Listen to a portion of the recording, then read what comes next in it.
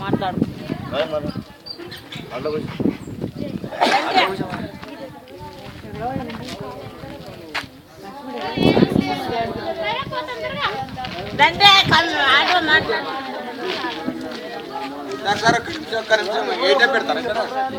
చాలా ఇబ్బంది ఉన్నది కాబట్టి చెప్తున్నాను. నేను మేనేజర్ కూడా మస్తు బతిలాను నేను. అంటే అది పెట్టి ఏం లాభం నష్టం ఉన్నదని అంటున్నారు వాళ్ళు బ్యాంకులు. ఏటీఎం కావాలండి సార్. ఇక కనీసం ఎడ్యుకేషన్ వాళ్ళు కనీసం 3-4 వేల మంది ఉన్నారు చదువుకున్న పిల్లలు. 2000 మంది హైదరాబాద్ డెవలప్ చేస్తారు. ఇప్పుడు ఓడికి పెట్టుకుంటే ఈ రూట్లో చక్కెరపల్లి ఉంటుంది, చెంగారెడ్డి పోతారు, ఈ రూట్లో ఉన్నారు కాబట్టి ఎవరైనా పెట్రోల్ దొరుకుతుంది. అంత రూపాయి ఉండదు. మరి మనకు కూడా పోవాల్సి వస్తున్నాడు, మనకు కూడా లేదు, చివరికి కదా పోవాల్సి వస్తుంది. ఏటీఎం ఆల్రెడీ కంపల్సరీ పెట్టాలి.